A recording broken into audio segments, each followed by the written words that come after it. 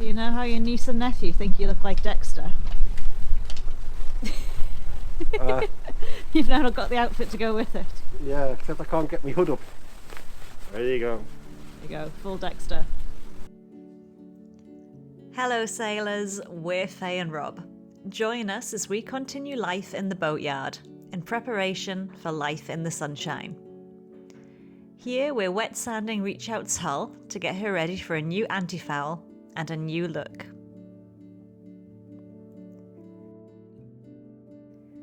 Sanding complete, I get on with taping 82 foot of waterline.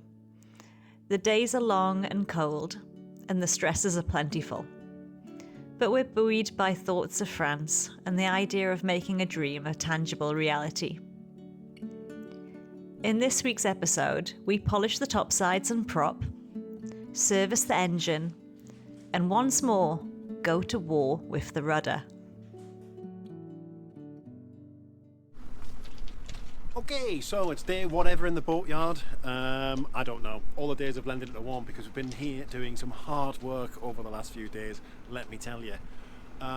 Everything has taken a lot longer than we expected. And I expected everything to take a lot longer, and it's still taken longer than that, to put it in perspective. But the first thing we needed to do when we got the boat out of the water was to clean it.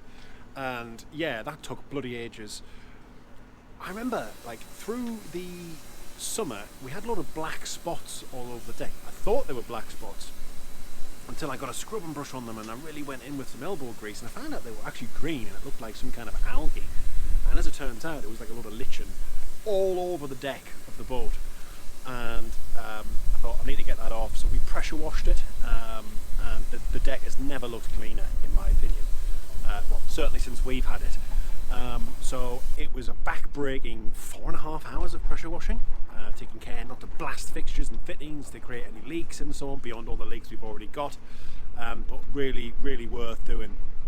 And then we needed to wash the outside of the boat to get ready for our polishing of the hull, which is happening today, which I'm really excited about, so that we can get a lovely shine and protect the gel coat from harmful UV rays and stuff like that. We also had to scrape back the hull for the anti-foul, just to give it a bit of a light key there, before we slapped on some more anti-foul. Although there are plans in the works, and we might be changing our tack altogether on the anti-foul. I'll find out this afternoon. So when it comes to the polishing, the boat is up there. So the person polishing also needs to be up there, and I was up there yesterday on a ladder, and I did a small section of the polishing, and I stopped the job, as I would have said in my former life, because it wasn't safe, and it could have been done, but I didn't fancy dangling from a ladder probably 30 foot up in the air in these high winds and so on. So we've got a tower platform arriving this afternoon, which will allow us safe access to the top of the hull. Didn't notice when we started off, but we do now. So I spent hours and hours and hours researching about gel coats, polishing, methods, etc.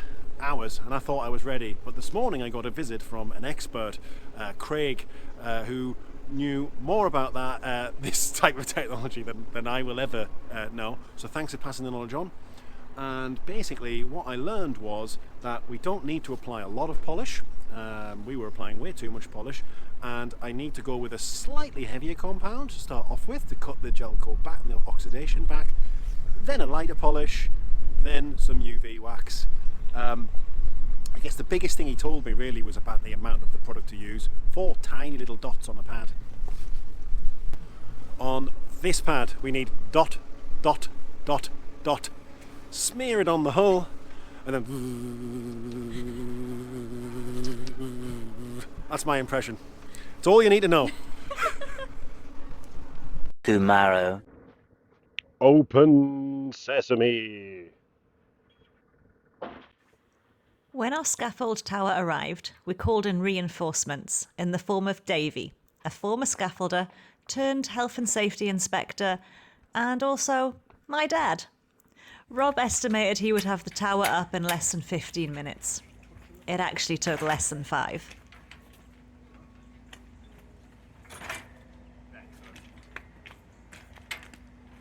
Now this is a safer way to work. not a view you often get of the boat. I'm here in my tower on day 2 of the polishing. Maybe I was a bit too excited yesterday after my meeting with Craig, but it reminded me of like a time at work where you meet an expert and you think you know about a subject and you talk to an expert and they blow your mind and just you're able to see something in a slightly different light. And that was certainly the case yesterday. Well, with this task, and like with most tasks that I do on the boat for the first time, I always spend a bit of research time in the forums with friends or YouTube videos and stuff, just to try and get a bit of guidance in terms of what to do. Friends are always great. Videos are always great as well. Forums not so great. Half of the people think one way is the best way, and half the people say it's the worst way. It just tends to be what you get. But yeah, I think with this, I was ready to polish after I watched a YouTube video by John Mendez on Practical Boat Owner. Great video, highly recommended. He'll show you how to polish. But I think what was common with all the videos that I watched is that none of them really described or explained, what polishing actually is. What are we trying to do? Most of them concentrated on the method of application. What materials do you need and how do you use them? But for me, I didn't really know what I was actually trying to achieve with the polishing. And Craig explained it to me in terms yesterday that really made sense to me. So if you think about this boat is made of glass reinforced plastic, and all this white stuff on the outside of it is what we call the gel coat. The gel coat protects the glass reinforced plastic underneath. And if you looked at that gel coat under a microscope, it's quite a thin gel coat. If you cut a cross section, you'd see thin gel coat, and then on the very outside of that gel coat, you would see a porous surface to it. So there's a few microns of that outer gel coat. The stuff that's in contact with UV light and sea and just general atmospheric conditions and so on. It makes the outside of the gel coat porous, and that porousness, those microscopic holes, they attract dirt and they get broken down more easily by UV rays, etc. And then what happens over time is that outer layer, that porous outer layer, just gets deeper and deeper and deeper into your gel coat. And what you start to get on your gel coat as an indication of that is dullness. Dark colors absorb more UV light, etc., and therefore they appear much more. It's like chalky on the outside. And that is not good, because basically it allows water to just get further into that gel coat and potentially get to your GRP underneath and cause you all kinds of problems. So it's important to look after your gel coat. And all we're trying to do with the gel coat is remove those outer microns of oxidized material. That's it. And then once we take that off, underneath will just be nice fresh gel coat. That's all we're trying to do. Take a few microns off. So if we went at it with sandpaper, we'd just take too much off. We'd take off not just the oxidization layer, but we'd also take off some of the fresh gel coat underneath as well, needlessly. So we need to go at it with something a little bit more, careful, considered in its approach, which is where polish comes in. So polish allows us to take those microns off, but without going too far, too fast. And just like sandpaper, you get different coarsenesses. Am I just making up words this morning? Different abrasions of polish. You can get rough polishes, smooth polishes, and what we did was we just applied a rough polish to the outside, and that took off most of those microns that we want to take off. But it didn't take them all off, because then we use a fine polish underneath that, which takes the rest of the microns off, leaving beautiful gel coat underneath. And it is beautiful. I've seen it. Once we've done all that, then we need to give that new gel coat some protection from the elements. And all we do for that is we slap on some wax, put about 3 layers of wax on. And if we do all of this properly, we have nice fresh gel coat on display, which looks beautiful. We have lots of wax on the outside, protecting it from the elements. And over time, that UV wax will degrade. But hopefully, in the next off-season, all we'll need to do is give the boat a bit of a rub down, clean, and then put more wax on, which is a much easier job, let me tell you, than doing all the polishing, because it takes bloody ages. So yeah, help me really understand what polishing is. But in terms of how to polish, go and see John Mendez on Practical Boat Owner. He's really good.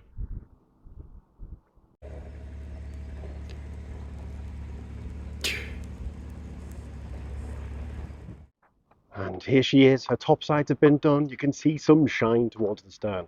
I might be biased, but I've got the shiniest hull in the whole boatyard. I'm happy with the first job. Was it Rod Stewart that sang, "If you like my top sides and you think they're sexy, come on baby, let me know." I think it was actually. Yes, a significant improvement. Back in the boatyard. Not sure what's happening with the weather at the moment. It is just windy all the time, and today is no exception. But anyway, no rest for the wicked because I need to clean off our propeller a little bit. It's covered in the usual shite. We'll have a look at it later on. And there's all kinds of things you can use to clean kind of propellers, brass. Really, that's what it is. And like most things marine, they're about 30 quid. Everything seems to be 30 quid, like 20 quid, too cheap, 40 quid, too expensive. Make it 30 quid. Most things cost 30 quid, I found. But this little trick that we found could actually save us some money. So we're going to give it a go, see if it works. Welcome to another edition of the Great British Bake Off Boatyard Style. Here we've got vinegar, salt and flour. And apparently if we mix them together in equal parts and slather them onto our brass, it'll give it a bit of a clean. As with so many mixing jobs, I found that God's greatest mixing stick, your hands, are actually the better option here. So I've given the prop a bit of a rub down now with some 320 grit sandpaper. So going quite easy on it, really light. So I don't want to put too many scratches in it or anything. I haven't polished it up. The aim for today was just to get all the barnacles and the bits of growth off and stuff like that. And that's kind of been achieved, I think, to a good extent. The reason I haven't polished it yet is because I think we're going to paint it, and I don't think we'll want too shiny a surface there to paint it, but I will check that. Definite things to watch out for with propellers. These things, little nicks. Is that coming up? Yeah, that DIY plaster with some eponymous blue tape and some kitchen towel because that cut my finger wide open. I think I'm going to have to file that out or something. Yeah, I think if this was a big powerboat or something, we will probably be a bit more concerned about that kind of chip in the propeller. And there is another one as well, but they're quite small. So I think we might just be able to file them out. We're not going any faster than like 5 or 6 knots under engine anyway. If anyone has a different idea, let me know because I don't know what I'm doing, remember. We've also cleaved down the P bracket here, which contains the cutlass bearing. This is the prop shaft, and all that's been kind of cleared of barnacles and stuff as well. Again, going light as possible. Don't really think this bit of the prop is doing a lot other than sitting in the water, so I don't want to sand it too much. Just taking off the additional barnacles and stuff like that off it as well. So the vinegar didn't do that. Elbow grease did that, and some 320 grit sandpaper, being very light. But yeah, pretty good, I think. Certainly an improvement on what it was. And ready for painting at the weekend. Next, we need to clean this. Is that a P bracket? What's it called again? I can't remember. But yeah, I'm going to be here a bit longer. Back to the boatyard because there are more jobs to do. There are a lot more jobs to do. And today we're going to be looking at getting the rudder back on. No mean feat given the size and the weight of it.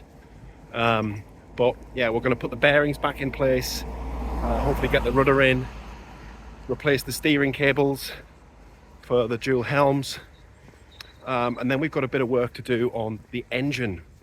Probably what you'd call a service really. So we've got some fuel filters to replace, alternator belt, we're going to change the stuffing in the packing gland. What else are we going to do? We're going to change the anode in the heat exchanger, probably change the heat exchanger end caps as well.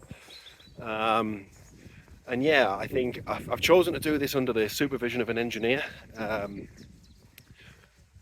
One, because I don't know what I'm doing with the rudder and I need the help there, the professional help.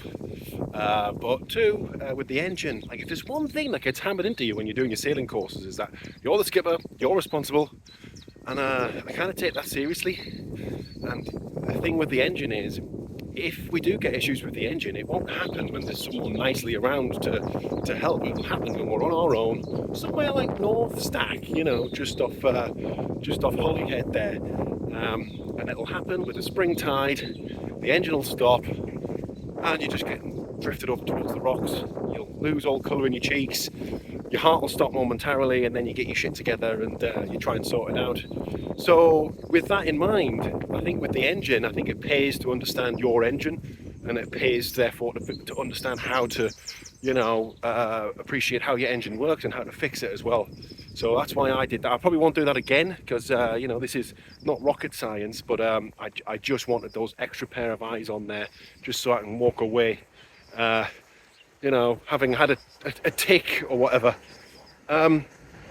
So yeah, loads of jobs, and if there's one thing I found about the job so far is that they take way longer than usual. Everyone always says that with boats though, don't they? I mean, the list of jobs we've got to do today, the aim is to get them all done today, but you know, if we do get them done today, I'll genuinely eat a bowl of Huey's dog food, because there's no way that's happening. We'll see. There. Yeah. That's your bearing, circlip, your outer housing. Inside there, a couple of seals for oil and water. And then in here is your actual drop screw. Yeah. And there you go. You can see there's a part number on there. Yeah. Never trust them. Right. They always change. Right. So we just need to take all those screws off now to expose that impeller and get it changed out. That's it. So there we go. Yeah, there it is. Oh, there you go, mate. Yeah, now... There's a blade missing. Yeah. There's a blade missing. See? Oh, That'll be... Well, we're gonna have to... We're taking the end caps off anyway. yeah. So it'll be... Where does that pipe go first? Yeah, it'll probably be right there. Right. So we'll find it. We'll find it. Okay. We're gonna have to take it off anyway because we've got Yeah. we've got the seals for them. You just wedgie these out. Yeah, you can't get pullers, but these little ends are so small they don't take much. But yeah, that's well spent. Do you know how long that's been in? I have no idea. So yeah, usually, especially when they're that small, I usually change them once a year. Yeah. Yeah, well, we haven't changed it since we've had it, like, so... So you see the little paper gasket? Yeah, just scrape that off. Yeah, get that all cleaned up. It usually just falls off. Not what you want to see. One of our little impeller arm things has broken off, and it'll be in the engine somewhere. So we need to find it. Yeah. You got it? Almost. Oh, hey. Hey, you're a natural. Oh no, that's a bit of kelp. Got to go through the strainer. Yeah, there it is. How do I get that out? That's a fair bit of kelp. How does that get through the strainer? See that?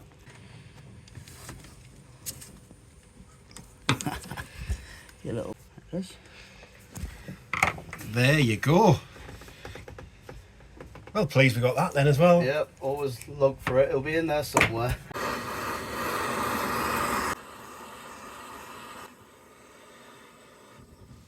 Next on the job list is our packing gland. You can see our prop shaft on the left-hand side of the picture here, and that extends out through the stern of the boat and goes into the sea, where, surprise, surprise, the propeller is attached to it. Where it goes through the outside of the boat, this packing gland prevents the seawater from rushing in and turning us into an aquarium. Inside this stuffing box is some kind of waxy type material there that acts as a bit of a seal, and as this is a task that we only do every 2 years, this gets quite stiff. So we had to apply a bit of heat there to it, but as you can see, it does come off eventually. Once we got it off, we just clean up the prop shaft a little bit, and then comes the task of removing the old packing material, which is pretty minging, as you can see. We used a little handy pick to get the old stuffing out, which was really handy.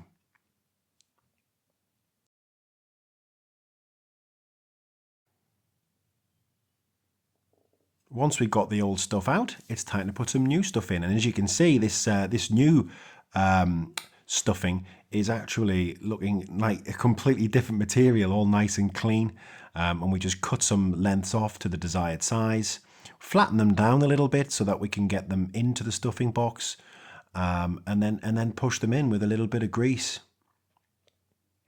And that's that job done. And we'll look at that in a couple of years, or when we just get a few drips coming out of the packing gland. If we notice a few drips coming in more than usual, then of course we would look at adjusting the packing nut and either increasing or lowering the tension as required.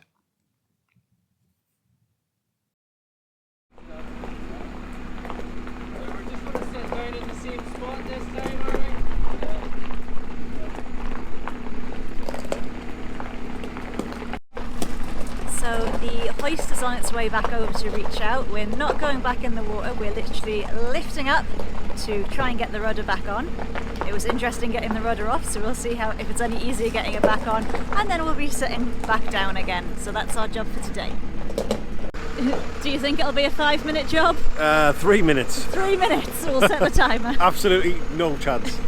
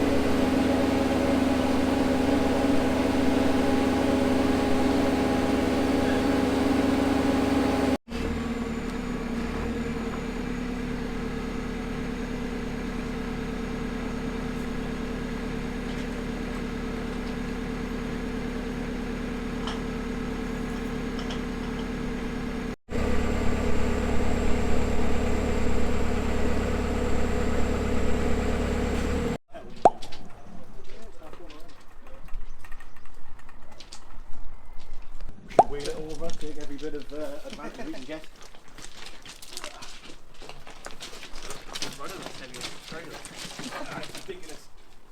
It's the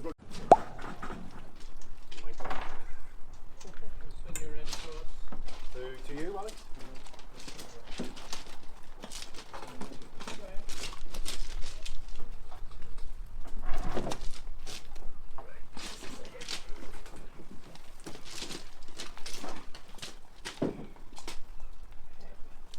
You're in to the diameter? Yep.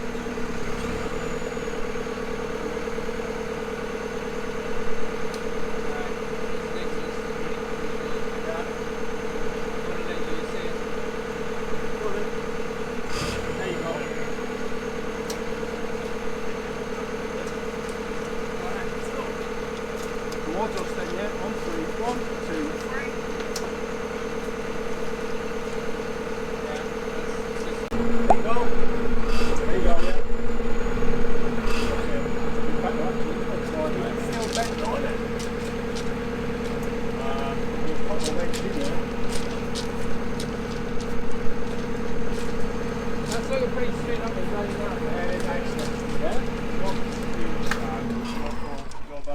James, do you think the rudder stock is vertical or is it at an angle? Lowering. Is it possible to give it a wiggle at all?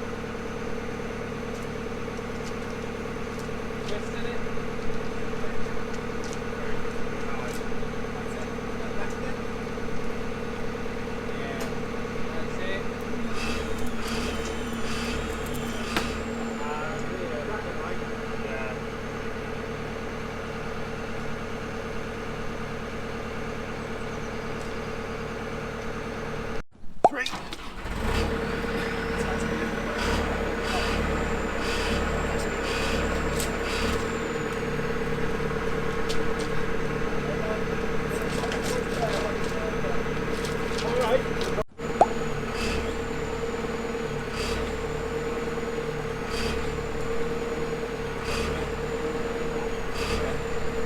Oh, that's it, supported at the minute. Right, if you could lift the boat up again until I tell you to stop. Lifting the boat.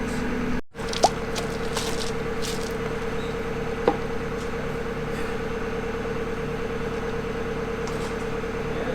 So I'm going to lower it back down again. No, it's okay.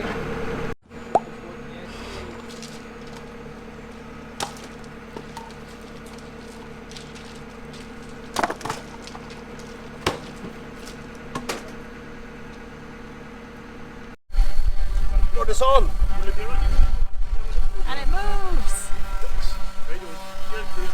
Happy days. The rudder might be on, but the boat jobs are far from complete. Join us again in the boatyard next time, when Reach Out gets a new look. What do you think, sailors? Is she pretty in pink? Don't forget to like, comment, share, and subscribe.